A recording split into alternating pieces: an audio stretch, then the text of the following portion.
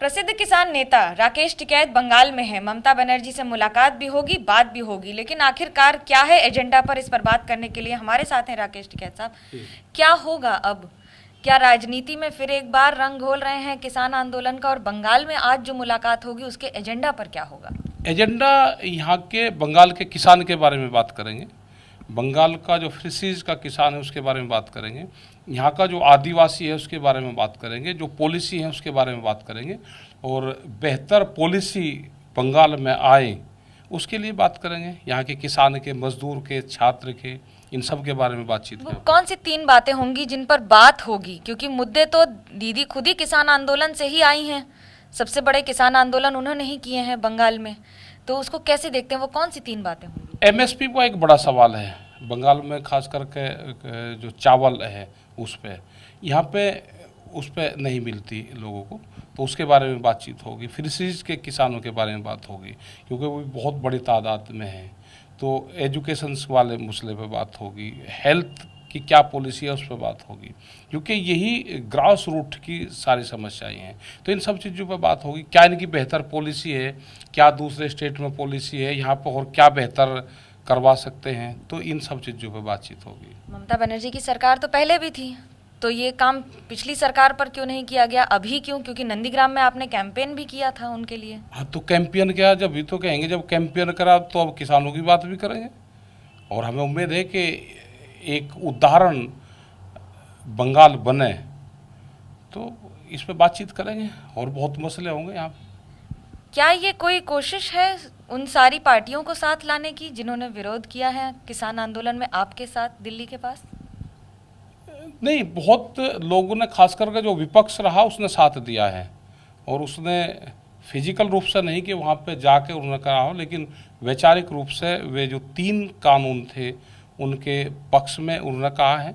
अब अपना कैंपेन चलाए, और हम फिर चाहेंगे कि जो कि सरकार हैं, जो विपक्ष हैं, सब लोग वे आएँ और किसान मूवमेंट को समर्थन करें, और भारत सरकार पे एक प्रेशर बनाएं कि इससे किसानों को, देश के किसानों को, छात्रों को, नौजवानों को इससे नुकसान होगा।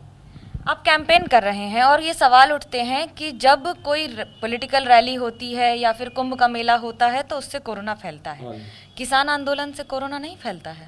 नहीं, किसान आंदोलन बड़ी मीटिंगें कहाँ कर रहे हैं, अब तो कर ही नहीं रहे। हमने, हम तो प्रेस वालों से पूछना चाहा कि एक तरफ तो ये दिखाते हो कि जी भीड़ वहाँ से गायब होगी, दूसरी तरफ जैसे ही कोरोना तय कर जी भीड़ आ गई, तो पहले तो प्रेस के लोगों को डिसाइड करना पड़ेगा कि आपको किस साइड में जाना है, तो डिसाइड करें। वहाँ पे जितने भी धरना स्थल है, करीब 100 से ज़्यादा धरना स्थल आज पूरे देश भर में हैं, और शांतिपूर्ण तरीके से लोग अपना प्रदर्शन कर रहे हैं। कोरोना की जो गाइडलाइंस हैं उसका पालन करते हैं, सोशल डिस्टेंस से रहते हैं, वैक्सीनेशन का काम करवाते हैं, तो सारा काम गाइडलाइंस पूरा काम कर रहे हैं। लेकिन यही बंगाल है जिस दिन सबसे ज़्यादा केसेस थे, 4 लाख से ज़्यादा, उसी दिन यहाँ पे बीजेपी के जो बड़े लीडर थे, अमित शाह और पीएम साहब, उनकी मीटिंग यहाँ पर हुई। तो कोरोना तो उनसे फैल रहा है ना। अगर कोरोना कोई बीमारी है तो उनसे फैल रही, और अगर देश में कोई बीमारी आई है तो हेल्थ डिपार्टमेंट देखेगा, भारत सरकार देखेगी, स्टेट गवर्नमेंट देखेगी, उसके लिए हॉस्पिटल जाना चाहिए। किसान आंदोलन का रास्ता पार्लियामेंट है और बीमारी का रास्ता हॉस्पिटल है, दोनों के रास्ते अलग अलग हैं। रास्ते अलग हैं, लेकिन बीमारी नहीं समझती है, कोरोना का वायरस नहीं समझता है कि आप पार्लियामेंट जा रहे हैं कि अस्पताल जा रहे हैं, और वो इंसान देखकर भी नहीं किसी को, या पद और कद देखकर नहीं आ रहा है। तो हमने कहा कि ये जिम्मेदारी भारत सरकार की है। अगर कोरोना देश में था तो इन्होंने रैली क्यों करी बंगाल में? चुनाव तो आज तो पर्चियां घर घर जाती है, जिसको वोट जहाँ डालनी डाल देंगे, कैंपेन की जरूरत ही नहीं थी। लेकिन हमने तो कोई बड़ी मीटिंग नहीं करी। जैसे गाइडलाइंस खत्म होगी उसके बाद में हम मीटिंगें शुरू करेंगे पूरे देश भर में। हम 16 स्टेट में पहले भी गए और फिर जाएंगे। जब आप तृणमूल कांग्रेस के लिए कैंपेन कर रहे थे तब वहाँ पर भीड़ जो थी और जो लोग थे, नंदीग्राम में आप गए, कैंपेन किया, वहाँ मुख्यमंत्री ममता बनर्जी खुद उम्मीदवार थी। होंगी उम्मीदवार, हमें तो नहीं पता। हमने ये कहा कि बीजेपी को वोट नहीं देना, किसी को वोट दे, तो हमने तो ममता बनर्जी का नाम नहीं लिया ना। हमने कहा कि इनको वोट दो, जिसको आप ठीक लगा उसको वोट दो, क्योंकि इस सरकार ने, जो बीजेपी सरकार है, बीजेपी की सरकार तो है नहीं, मोदी सरकार ने पूरे देश को बर्बाद करा। और वो एक मुट्ठी अनाज यहाँ से मांग रहे थे। हमने किसानों को ये कहा कि एक मुट्ठी अनाज की कीमत आप मांग लो, जो भारत सरकार दिल्ली से तय करा है उसकी कीमत मांग लो। हमने तो किसानों को ये बताया है। ममता बनर्जी की सरकार और बंगाल में किसानों के हाल को कैसे देखते हैं आप? अभी देखेंगे उनकी क्या क्या पॉलिसी है, दूध पे क्या पॉलिसी है, फिशरीज पे क्या पॉलिसी है, और बेहतर क्या पॉलिसी हो सकती है, तो पूरा सुझाव उनको देंगे। और उम्मीद है कि सरकार बनी है और किसान के एजेंडे पे बनी है, मजदूर के एजेंडे पे बनी है, तो उस पर ये बेहतर काम करें और दूसरे स्टेट में भी इस तरह की पॉलिसी लागू करें। जब राजनीति की बात होती है तो राजनीतिक तौर पर क्या विपक्ष को साथ लाने की कोशिश है, आगे की तैयारी? नहीं, विपक्ष का हमारा कोई मतलब नहीं है कि, और ना हमारा पॉलिटिक्स मूवमेंट है, हमारा तो नॉन पॉलिटिक मूवमेंट है। जहाँ पे बीजेपी की भी सरकार होगी, हम तो उत्तराखंड में गए तो वहाँ के मुख्यमंत्री से मिले, और हिल पॉलिसी देश में लागू हो तो उसकी बात उनसे करिए।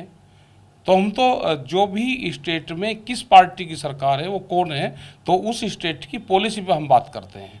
हमारा नॉन पॉलिटिकल संगठन है भारतीय किसान यूनियन, और हम किसी पॉलिटिकल उस पर बात नहीं करते। जब चिट्ठी लिखने की बात आती है तो क्या चिट्ठियां भी लिखी जाएंगी, और किस तरह की चिट्ठी लिखने की कोशिश चिट्ठी लिखी जाएंगी कि जो भारत सरकार की जो पॉलिसियां चल रही है, जब वहाँ पे आंदोलन चल रहे हैं तो उनके पक्ष में चिट्ठी लिखें, किसान मूवमेंट के पक्ष में चिट्ठी लिखें। जो भारत सरकार गलत पॉलिसी लेकर आई है उनके पक्ष में चिट्ठी लिखें कि ये पॉलिसियाँ ख़त्म होनी, जैसे 3 कानून हैं, एमएसपी पे कानून बने, गारंटीड कानून उस पर बने, उस पर लिखे। जब एक फाइनेंशियल एक कमेटी बनी थी 2011 में, और प्रधानमंत्री जो हैं उस टाइम पे गुजरात के मुख्यमंत्री होते थे, और उस टाइम पे एक ड्राफ्ट पूरा तैयार हुआ था। ये हो गया था कि एमएसपी पे गारंटी कानून बने, वो ड्राफ्ट है, उस ड्राफ्ट की जो रिकमेंडेशन है उसको लागू करता आज प्रधानमंत्री जी, तो पूरे देश को लाभ मिल जाएगा। बंगाल का किसान अपना चावल क्यों 1000 रुपये में बेचे, वो भी बेचेगा ना, वो भी 1865-88 रुपये में बेचेगा, वो भी, उसको भी लाभ मिलेगा। बीजेपी तो आरोप लगाती है, केंद्र सरकार कहती है कि यहाँ से लिस्ट ही नहीं जाती, जिसकी वजह से लोगों को यहाँ पर उनका जो मूल्य है 6000 रुपये महीना से लेकर साल का लेकर कुछ नहीं मिल पा रहा है। नहीं, ऐसा नहीं है, लिस्ट नहीं। किसानों के नेता हैं, दो पार्टी की राजनीति में जो किसान फंसे हैं उनको कैसे देखते हैं? उनकी भी हम बात करेंगे यहाँ पे कि अगर पूरे देश को मिल रहा है, यहाँ पे भी मिलना चाहिए, तो उसमें भी बात करेंगे। यहाँ पे ये बात आई थी कि 6000 रुपये यहाँ के किसानों को नहीं मिल रहा, इनकी कोई दूसरी पॉलिसी उन्होंने कोई चलाई है, तो जो बेहतर पॉलिसी है वो चाहे केंद्र सरकार की हो, वो लागू होनी चाहिए, तो उसके बारे में भी हम बातचीत करेंगे। और आखिरी सवाल, क्या आप ममता बनर्जी के किसानों के प्रति रवैये और उनके काम से संतुष्ट हैं? अभी जाकर देखेंगे क्या क्या पॉलिसी है यहाँ पे, क्या क्या लागू है और बेहतर क्या हो सकती है। ट्रांसपोर्ट सब्सिडी की भी बात करेंगे कि किसानों को अपनी फसल मंडी तक जाने के लिए ये एक हिल पॉलिसी है, तो यहाँ पे भी अगर बेहतर हो सकता है कि ट्रांसपोर्ट सब्सिडी किसानों को मिले। जैसे गन्ने के ऊपर चीनी को अगर हम बंदरगाह तक भेजते हैं तो ट्रांसपोर्ट सब्सिडी देते हैं, ऐसे ही हमने उत्तराखंड और हिमाचल के किसानों के लिए वहाँ की सरकारों से बात करी कि उनके खेत से मंडी तक जाने के लिए उनको ट्रांसपोर्ट सब्सिडी दी जाए। तो यहाँ पे भी किन वेजिटेबल्स पे सब्सिडी मिल सकती है क्या, तो बेहतर होगा कि जो वेजिटेबल्स का किसान है तो उनको सब्सिडी मिल जाए, क्योंकि वेजिटेबल्स के किसानों को कोरोना काल में 2 साल से सबसे ज़्यादा नुकसान हुआ, और वेजिटेबल्स यहाँ पे अच्छा पैदा होता है। सिंगूर गए हैं आप, सिंगूर के किसानों से मिले हैं, उनकी हालत देखी है आपने? देखिए, अभी नहीं गए, लेकिन पहले हम गए थे, एक बार पहले बंगाल में आए थे, तो हालत तो ख़राब तो है ही, क्योंकि जब उनको भाव नहीं मिलेगा और पॉलिसी नहीं होगी तो नुकसान तो होता है। अगर उनको भी कीमतें ठीक मिलने लगे, हमने कहा कि स्वामीनाथन कमेटी की रिपोर्ट के आधार पे किसानों को उनकी फसलों का दाम मिले, C2+50 वाला फार्मूला लागू हो, और जो चंद्रा कमेटी की एक रिपोर्ट है उसमें मैकेनिज्म जो है फसलों को रेट तय करने का उसको लागू करें, तो यहाँ के किसान को भी फ़ायदा होगा और पूरे देश के किसान को फ़ायदा होगा। कुल मिलाकर जब आप किसानों की बात करते हैं तो आने वाले दिनों में वो 3 बड़ी चुनौती जो राष्ट्रीय स्तर पर हैं आपके लिए और आपकी यूनियन के लिए? बड़ी चुनौती तो ये है कि जो भारत सरकार है वो किसानों को पूर्ण रूप से दबाना चाहती है। सबसे बड़ा सवाल है कि एमएसपी मिल जाए तो कुछ समस्याएं समाधान हो जाएगा। जो मेडिकल हैं, मेडिकल फैसिलिटीज़ गाँवों में हो तो उससे बहुत सुधार होगा, और एजुकेशन पे, इन 3 चीज़ों पे अगर काम हो जाए तो बहुत सा सुधार हो सकता है। सुधार हो सकता है, लेकिन फिलहाल एक और राजनीति है तो दूसरी ओर आंदोलन। कैमरा पर्सन सूरज पांडे के साथ मनोज्ञा लोईवाल, कोलकाता, एबीपी न्यूज।